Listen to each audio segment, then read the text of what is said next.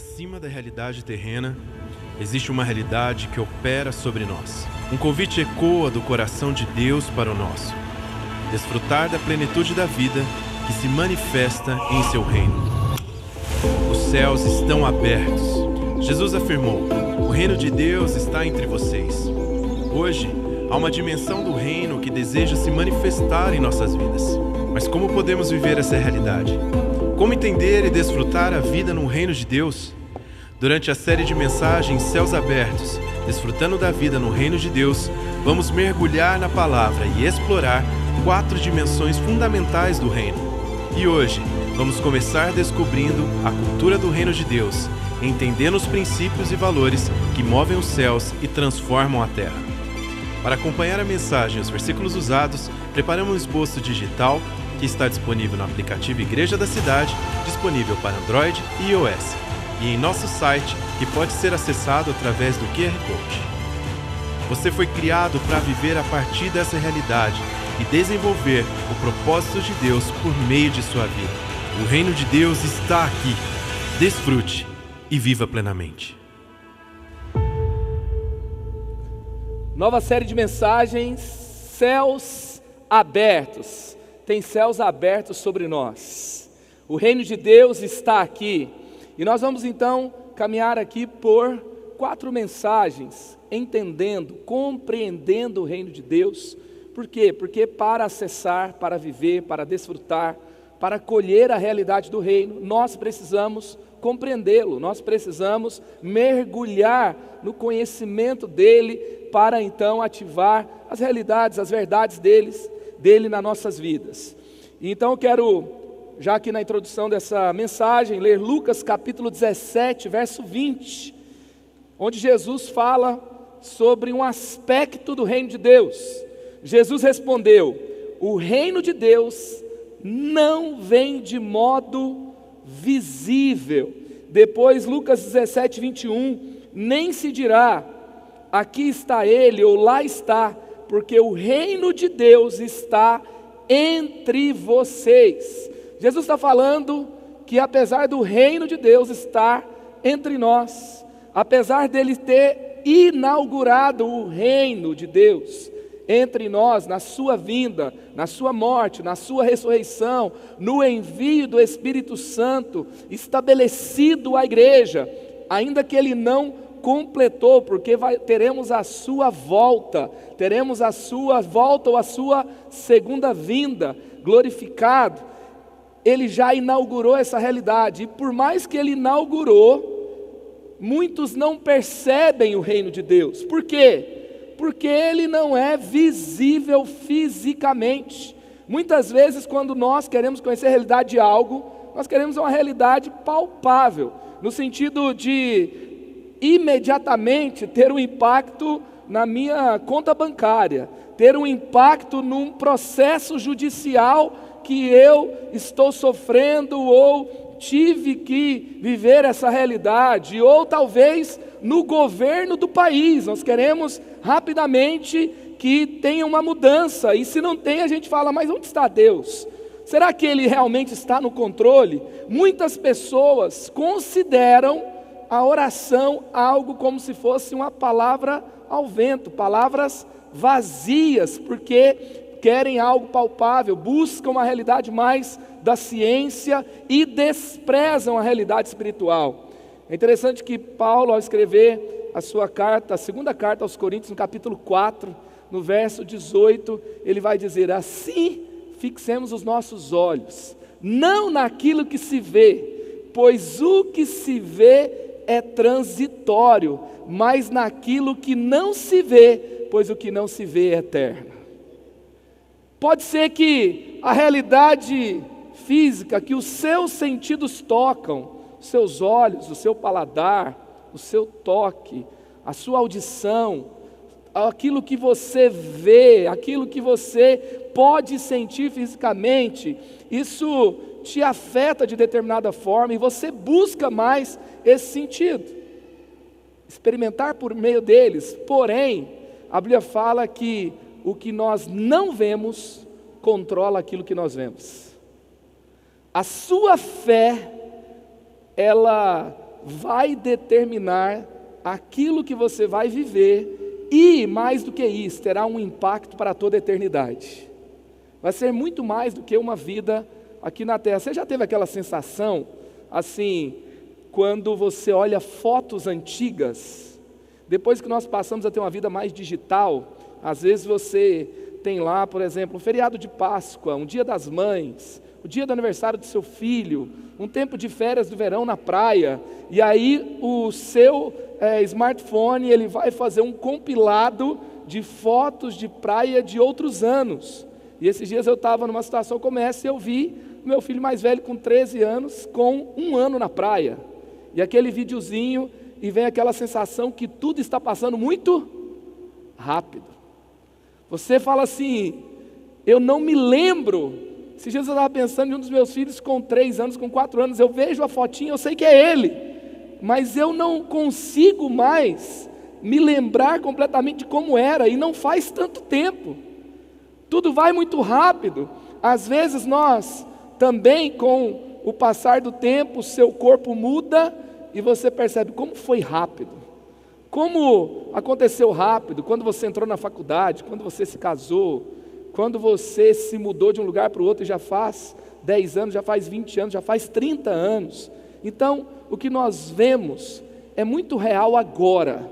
O que nós podemos tocar é muito verdadeiro agora, mas passa tão rápido, é tão efêmero.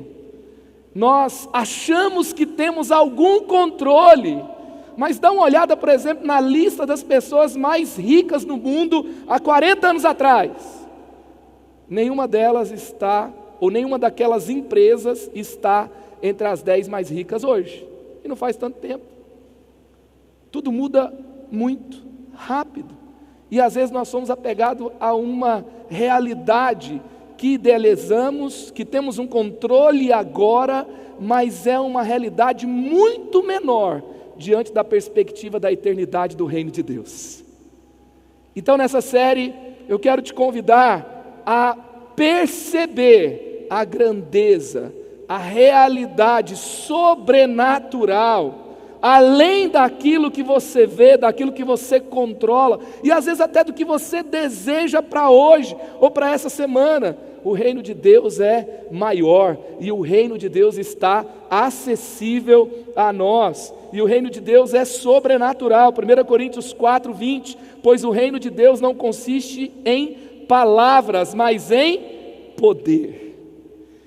João 18:36, disse Jesus, o meu reino não é deste mundo, se fosse os meus servos lutariam para impedir que os judeus me prendessem, mas agora o meu reino não é daqui. Se o reino de Deus fosse limitado a esse mundo, Jesus não teria morrido na cruz. É isso que ele está dizendo. Se o reino dele fosse um governo político, ele teria ocupado um trono físico, mas aquele trono físico que condenou Jesus, que era do Império Romano, hoje Roma não é nem um país, não é nem um estado, é uma cidade, mas o reino de Deus permanece para sempre. Somos cerca de 2 bilhões de cristãos ao redor do mundo. O Império Romano passou, aliás, todos os impérios passaram, e todos que estão estabelecidos passarão, mas a Jesus jamais vai passar. O reino de Deus jamais passará, as palavras dele jamais passarão. Então vamos hoje, a primeira mensagem, entendendo a cultura do reino de Deus. Entendendo a cultura do reino de Deus. Apocalipse 5:10, tu os constituíste reino e sacerdotes para o nosso Deus, e eles reinarão sobre a terra. Aqui está falando de uma característica hoje, espiritualmente, há um governo de Deus estabelecido por meio de você, porque você é um súdito desse reino, porque você representa esse reino, porque aonde você vai tem a realidade das trevas, tem a realidade da luz, e você governa, você determina se a luz governa naquele lugar ou não. O que você abre espaço na sua vida, as palavras que você usa, a forma que você crê, o seu posicionamento ali vai determinar a influência do reino de Deus naquele lugar, sim ou não? Então você tem uma posição de governo espiritual onde você está, e também tem um aspecto escatológico. No futuro, também reinaremos com Cristo. E estamos sendo preparados também na caminhada cristã para isso. E também Lucas 12:31, busquem, pois, o reino de Deus, e todas essas coisas lhes serão acrescentadas. Ou seja, o reino de Deus tem que ser uma prioridade. O reino sobrenatural de Cristo, o reino de Deus precisa ser prioridade nas nossas vidas, porque o que Jesus está falando? A maioria das pessoas estão vivendo pelo que come, pelo que tem. A maioria das pessoas estão vivendo por coisas que deveriam ser a consequência da nossa vida e não a prioridade da nossa vida. Nós temos um Cristo, nós vivemos para Ele, e tudo aquilo que nós precisamos será acrescentado nas nossas vidas. Porque às vezes, quando você perdoa alguém, quando você abre mão de algo de valor, por causa dos seus valores do reino de Deus, você está colocando o reino de Deus em segundo lugar. Você acredita que você que conquista as coisas naturalmente, mas quando você prioriza o reino de Deus, você sabe que mais vale guardar os valores do reino, e se implicar em algum prejuízo, não tem problema, a sua vida está nas mãos de Deus. A sua vida tem um aspecto muito maior. E como nós vamos falar da cultura do reino de Deus, é interessante que Jesus ele pregou o Sermão do Monte. Na continuidade, ele vai, por exemplo, ensinar em Mateus 6 os seus discípulos a orar. E quando ele ensina os discípulos a orar, esse conjunto de escritos que estão todos juntos em Mateus, em outros evangelhos eles estão separados. E quando nós vamos entendendo a natureza deles e o que Jesus falou por diversas vezes, tanto aos discípulos quanto à multidão, nós entendemos que Jesus, na verdade, não estava apenas fazendo uma pregação ou dando um ensino desconectado. Ele estava falando de uma cultura, ele estava falando de um estilo de vida. Era algo que ele continuava repetindo em diversas vezes. Então, quando ele fala sobre a oração, você não conversa com a pessoa que você tem um relacionamento apenas uma vez. E orar é falar com Deus, é ter um diálogo com Ele, é falar, é ouvir, é estar com Ele. Então, quando Jesus está ensinando a orar, Ele não está ensinando você a parar e declarar uma palavra mágica, uma abacadabra gospel, para, de alguma forma, você fazer alguma coisa acontecer. Ele está te mostrando como você se relaciona com Deus. Ele está te mostrando a cultura do reino de Deus, como agora, como filhos de Deus, nós devemos nos relacionar com Ele. Então não é apenas um rito, um ritual religioso. É interessante quando a gente pega a oração do Pai Nosso, no nosso imaginário, na nossa mente, é algo assim que está estabelecido como algo sagrado em um país como o nosso, um país religioso. Quando você ora em algum lugar, rapidamente as pessoas param, porque tem algo sagrado acontecendo. A gente estava fazendo um evangelismo agora, no Movimento Velos, com uma igreja em Campinas, e depois no final da ação, quando a gente entrou fazendo a ação em local público, as pessoas ficavam olhando, são os crentes. Aí tinha diversas atitudes e reações que as pessoas tinham. O que eles vêm fazer? Eles estão invadindo o nosso espaço, ou não? Que bom que eles vieram aqui orar por nós e falar de Jesus. Diversas reações. E no final, eu fui dar uma palavra ali para todos, nós juntamos todos num ponto específico, e eu convidei todos a fazer a oração do Pai Nosso. E quando começa a orar o Pai Nosso, várias pessoas que estavam ao redor, eles pararam e pararam o que estava fazendo, porque para eles era algo sagrado que estava acontecendo. Não importava se eles eram da fé cristã evangélica, protestante ou católica, eles pararam porque tem uma sensação de que tem algo sagrado acontecendo.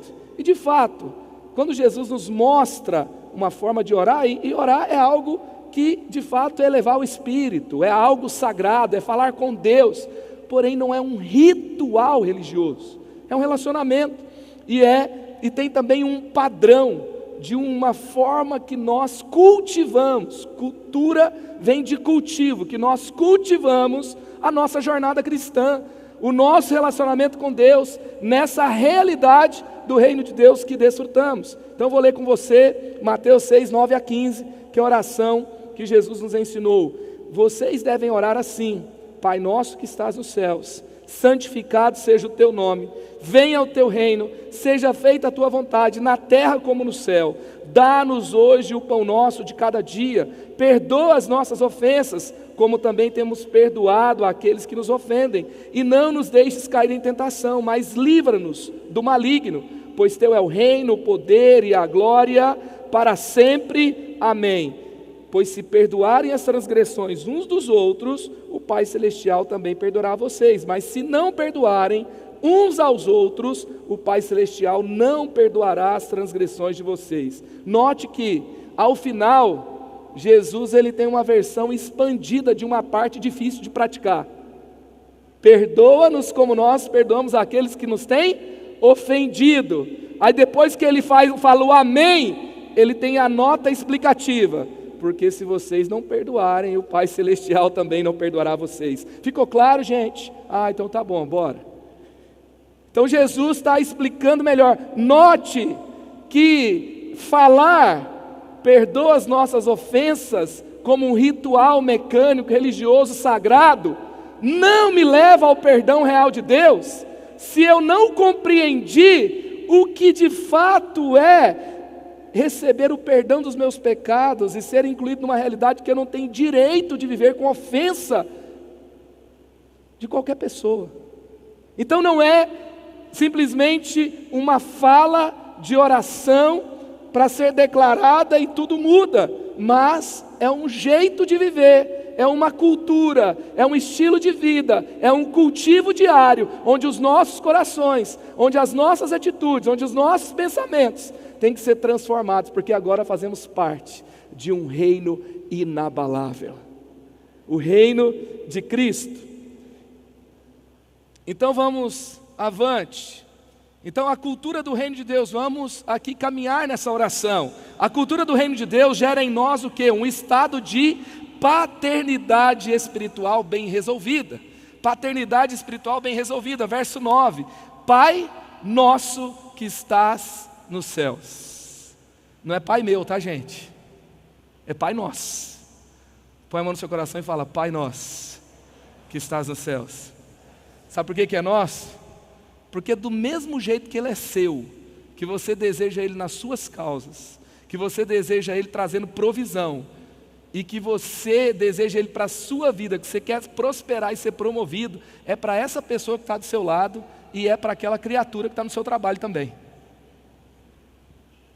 Então e também é muito legal que nós lembramos que nós temos Pai no céu e família na terra. Nós temos um Pai que é um Pai amoroso, nosso Deus é nosso Pai. Ao mesmo tempo, nós temos um Pai que é nosso. Então eu não estou isolado, eu não estou esquecido, eu não estou distante, não, eu tenho uma família espiritual. Aqui a gente tem um senso de comunidade. Então aqui nos fala de intimidade, porque você chama Deus de Pai. Ele é o Altíssimo, Ele é o que está acima de todos, Ele é o Deus da história, mas Ele é o seu Pai. Então aqui fala de intimidade com Deus. Ao mesmo tempo aqui fala que você tem uma família. Não é um Deus que existe, que é o seu Pai, você não é filho único, tá? De Deus. E aí, agora, você tem que compartilhar esse Pai com seus irmãos. Você tem que ver esse Pai como um Pai de uma grande família espiritual. E aqui também tem uma questão, porque as antigas religiões pagãs, elas tinham uma relação muito hostil entre o divino e o homem.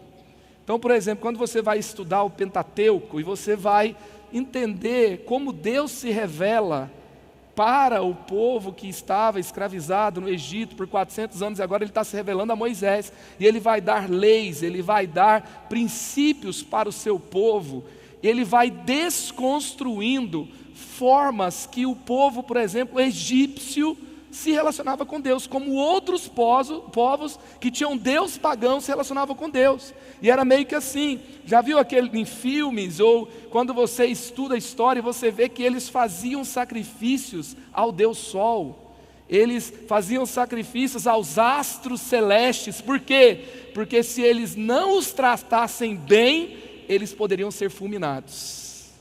Se eles não os tratassem bem, se ele não agradasse, se eles não sacrificassem para aqueles deuses, eles pereceriam. Eram deuses que eram extremamente hostis, e era uma relação que eles tinham que agradar a caprichos esquisitos de deuses, que se não tivessem felizes com eles, tudo estava perdido. Mas você já percebeu que tem muita gente que recebeu o reino de Deus, recebeu o perdão de seus pecados, tem a liberdade em Cristo Jesus, como fomos ministrados na ceia do Senhor, mas vive como se tivesse um Deus que fosse te fulminar a qualquer momento?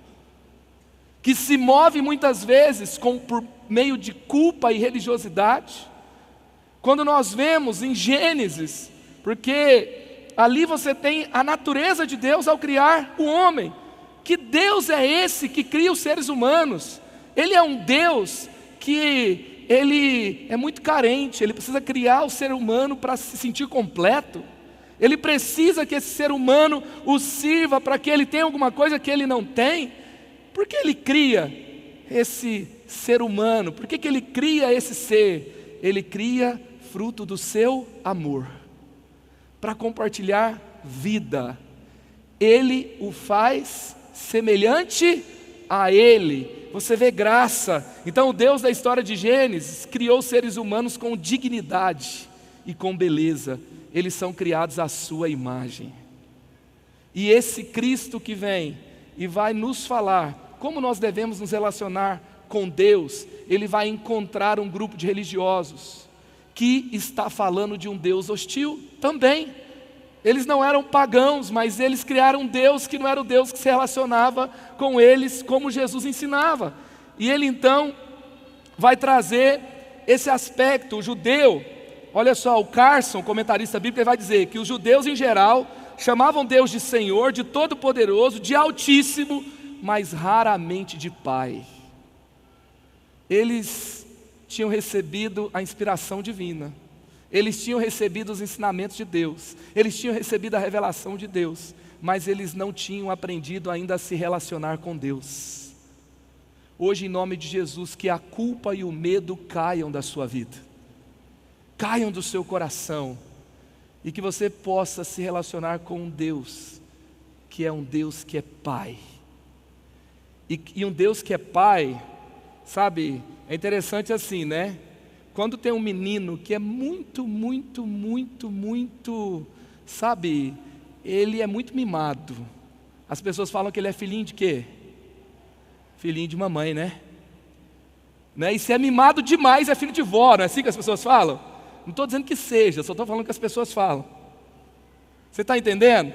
Me lembro uma vez que eu tive que trabalhar o comportamento de um dos meus meninos, e eu busquei uma ajuda, um conselho espiritual, uma ajuda, sabe, para me explicar melhor como é que funcionava. E teve uma hora que um pastor que me aconselhou falou assim: essa parte não pode ser feita pela mãe, tem que ser feita pelo pai, porque vai ter um limite. Então assim, ao mesmo tempo que você tem intimidade, você também tem temor, tá? Porque esse Deus, porque tem gente que está vivendo com Deus que é um amigão, um boné velho, sabe? Eu dou um jeito depois, eu converso com ele depois, não, está tudo bem, a gente vai dar um jeito. Deixa eu te falar uma coisa, Deus é Deus, você tem acesso a Ele, mas Ele vai o quê? Ele vai pedir contas de cada uma das palavras que você diz, Ele vai pedir contas das suas atitudes, você vai prestar contas a Ele vai julgar a todos nós. Isso não tem que nos dar medo, porque nós temos livre acesso a Ele, nós podemos pedir perdão, nós podemos reconduzir a nossa rota, mas nós não podemos nos relacionar com Ele com medo. Eu não vou desfrutar do reino de Deus se eu não ver Deus assim. A gente fala muito de orfandade espiritual. Outro dia uma pessoa falou comigo: pastor, toda hora nessa igreja é orfandade espiritual e religiosidade. É porque as pessoas demoram a entender mesmo, sabia? Agora, o que é orfandade espiritual? é alguém que vive na terra como se Deus não fosse pai.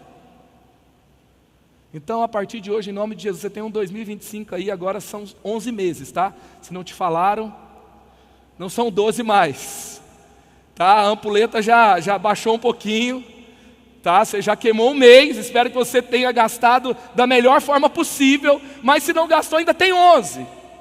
E nesses 11, em nome de Jesus, veja Deus como esse Pai, que é o Altíssimo, que é o Todo-Poderoso, que é o grande eu sou, que é aquele que há de julgar a todos, mas que é o seu Pai.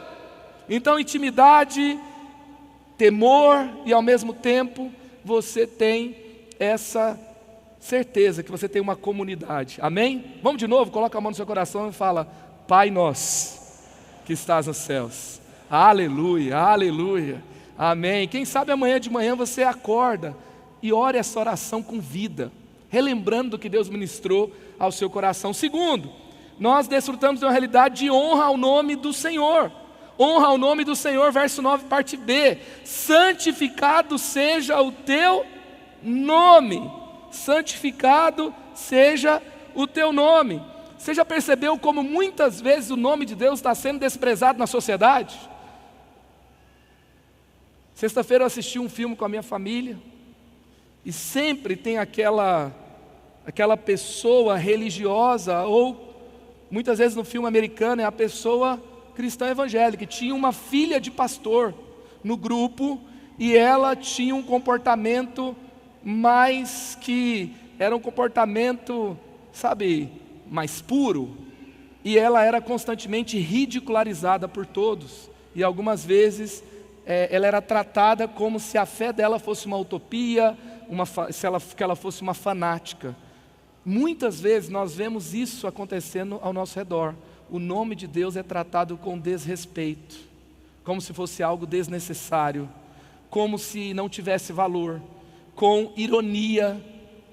E deixa eu te dizer algo, vamos não apenas com as nossas palavras, não apenas no cuidado com o nosso tempo, ali que a gente dá uma relaxada e você pode contar uma piada, você pode rir de algumas coisas da vida, e não tem nada de errado nisso, e não apenas, sabe, naquilo que a gente diz, mas nas nossas atitudes, nosso estilo de vida, na nossa cultura, do nosso dia a dia, que o nome de Deus não seja desprezado. Que o nome de Deus não seja desprezado naquilo que você faz. O John Stott diz: essa petição mostra que a oração deve começar com um desejo pela glória de Deus antes dos seus pedidos pessoais. Santificado seja o teu nome, o seu nome está acima de todo nome. A minha vida na terra não é para me agradar, mas tudo que eu fizer vai ser para a glória de Deus. Que você seja promovido para a glória de Deus. Que você tenha um casamento abençoado para a glória de Deus. Que você tenha o sono dos justos para a glória de Deus. Que você tenha sabedoria em tudo que você fizer para a glória de Deus. Que você viva o melhor de Deus na sua vida. Que você tenha tempos agradáveis com a sua família, tempos agradáveis por onde você for, para a glória de Deus. Santificado seja o seu nome, tudo é para o Senhor, aleluia.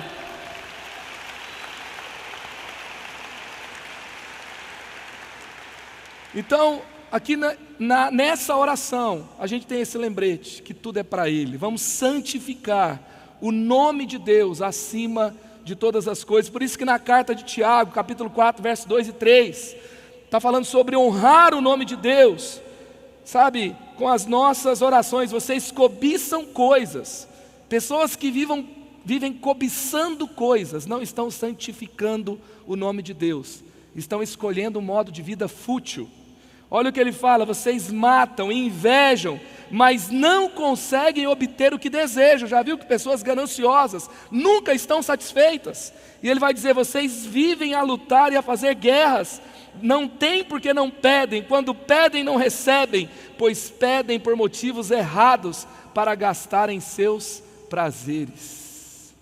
Adoradores têm tanque cheio, murmuradores estão sempre na escassez. Vivam 2025 de tanque cheio. Viva a sua carreira de tanque cheio. Viva os seus relacionamentos de tanque cheio. Sabe, quando você for tratar um conflito, tem muita gente que nunca consegue resolver bem conflitos. Sabe por quê? Porque ela já começa a resolução com escassez.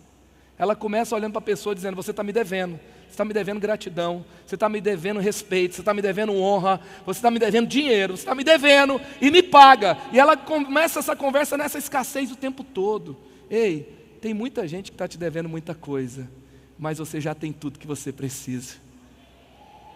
Você já tem, porque Jesus satisfaz você plenamente. Ele não é qualquer nome, sabe? Ele não fez qualquer promessa. Ele vive e Ele te satisfaz. Também, quando a gente entende essa cultura do reino de Deus, nós vivemos um estado de estabelecimento real de prioridades na terra. Verso 10, a parte A: venha o teu reino, seja feita a tua vontade, assim na terra como no céu. Então essa oração é uma forma direta de promover o governo do céu na terra. Jesus nos ensinou, gente, não é por vaidade, não é por uma teologia distorcida, que muitas pessoas vão dizer isso, não é por uma sensação, sabe, megalomaníaca, o sentimento de grandeza, que nós falamos sobre estabelecer o governo do céu na terra, de governar com Cristo. Jesus nos ensinou a orar: venha o teu reino. Você pode dizer isso hoje? Venha o teu reino. Sabe, venha o teu reino na minha casa, venha o teu reino na minha igreja, venha o teu reino no meu tempo, venha o teu reino na minha carreira, venha o teu reino na minha cidade, venha o teu reino nas injustiças que acontecem na nossa nação, em cada área, em cada lugar, na minha vida, aonde eu estiver, em tudo que eu tocar, em tudo que eu fizer. Venha o teu reino e seja feita a tua vontade, assim na terra como no céu. No céu vai ter doença, gente? Então eu posso orar para que os enfermos sejam curados? Venha o teu reino, que a cura, que é a realidade no céu, se estabeleça na terra. Quando eu não tenho sabedoria, no céu, onde a maior característica do céu é o quê? Não é rua de ouro, não é coisa para a gente simplesmente ver bonitas, porque senão a gente vai até cansar depois de uns 1000 anos, talvez depois de um ano, talvez. É a presença de Deus. E se tem a presença de Deus, tem falta de sabedoria? Então, se eu tenho falta de sabedoria, venha o teu reino. Então, é você fazer uma oração direta para promover o governo do céu na terra. O Carson vai dizer: o reino de Deus já começou, mas essa oração pede sua consumação plena. Vamos pedir para que o reino de Deus se manifeste plenamente. Vamos pedir. Não vamos aceitar que nenhuma realidade de escassez, de orfandade, nenhuma realidade de injustiça fique uma realidade acomodada sem uma interferência de um filho de Deus, sem uma interferência de fé. Sabe, venha o teu reino, Senhor, é uma oração. Não significa que tudo que você falar vai acontecer do jeito que você disser, não é mágica, mas é uma oração, é uma cultura. Você é um cidadão do céu, vivendo na terra, e você está aprendendo a cultura do seu reino, amém? Do reino que você faz parte, o reino de Deus. Quarto, é uma vida de oração. Verso 11, a parte A: dá-nos hoje o pão de cada dia. Sabe, Jesus nos ensinou a orar, a pedir a Deus pelas nossas necessidades básicas. O pãozinho, gente, não é o caviar, não é a picanha, não é o steak Angus, o gelato celestial. É o pão. O que é o pão? Trigo, fermento e água. É o básico. É o que está todo dia, do mais básico ao que você mais precisa, talvez ao desejo que você tenha. Peça para Deus. Isso nos coloca numa condição que nós sabemos que Deus se preocupa com as nossas necessidades. Deus se preocupa com aquilo que nós precisamos. Você tem que pagar o aluguel? Deus, Ele se preocupa com isso. Ele se interessa Não é que ele preocupa no sentido dele ficar estressado, né? Deus não fica estressado nesse sentido, porque não tem falta de nada, mas está na agenda dele, está na prioridade dele, e ele falou para você falar com ele. Então isso tem que estar na nossa agenda. E também, muitas pessoas vivem os seus dias, os seus meses, os seus anos, a sua vida, como se não dependessem de Deus. Quando a gente tem que pedir para Deus a coisa mais básica do dia, a gente se lembra que tudo depende de Deus. Talvez você está tudo organizado, você não tem preocupação pelo pão de amanhã, mas alguma coisa pode acontecer amanhã que você não tenha nenhum pão, sim ou não? Pode acontecer. Então, a cada dia, se lembre que você tem um Deus que é provedor. Olhe para Ele com humildade e creia que Ele é o Deus da provisão que você precisa, amém?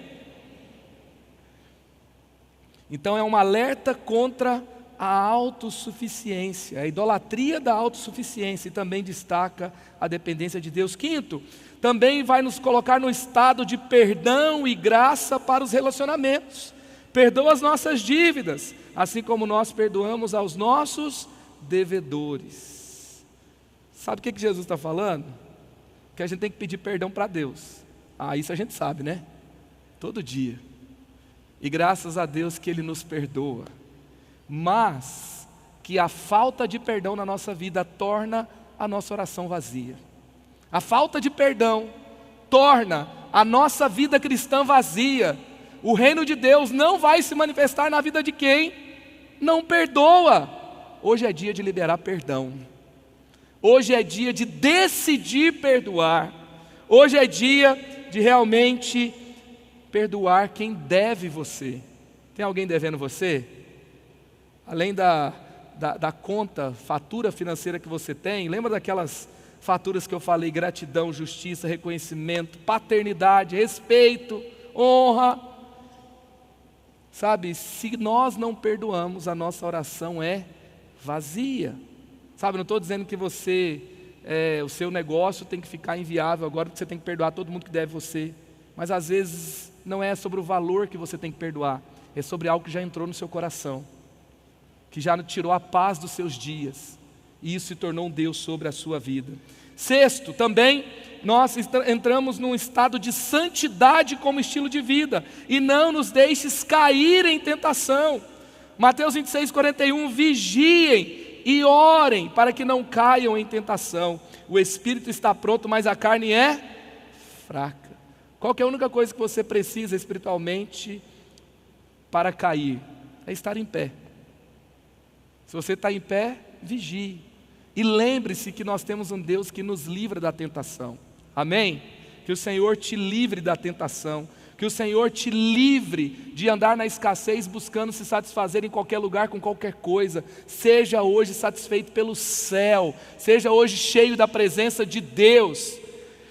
E também o sétimo também você tem um estado de vida empoderada pelo Rei. Livrai-nos do mal, livra-nos do mal, verso 13. Então, nós não podemos mais viver com medo. Nós não podemos viver com medo. O mal está ao nosso redor. Nós lidamos com ataques espirituais, nós lidamos com tempos instáveis, nós lidamos com dias difíceis, nós lidamos com ataques que nós não controlamos, mas nós temos um Deus que nos livra do mal. Se você tem um medo agora, medo de empreender, medo de resolver um problema dentro da sua família, medo do futuro, medo de perder o emprego, se você tem sido conduzido por medo na sua vida, tem medos que te assombram por todos os lados, coloca a mão no seu coração e fala: Senhor, me livra do mal, eu confio em Ti. Amém, aleluia. Seja liberto do medo hoje em nome de Jesus. Aleluia, aleluia. Seja liberto do medo. Aleluia. É tempo de caminharmos libertos do medo. Chris Vallotton diz: um homem corajoso morre uma vez, mas um homem medroso morre todos os dias. Que você caminhe com autoridade, com fé. E por último, vida no sobrenatural no reino, verso 13, a parte B. Porque teu é o reino, o poder e a glória para sempre. Amém. Você pode repetir isso, porque teu é o reino, o poder e a glória para sempre. Amém. Aleluia. Aleluia. Dele é o reino, dele é o poder, dele é a glória para sempre, para sempre, para sempre. É uma vida sobrenatural. É uma vida empoderada pelo Senhor. Então, o governo é dele, a glória é dele, o poder é dele e a glória é dele. Amém.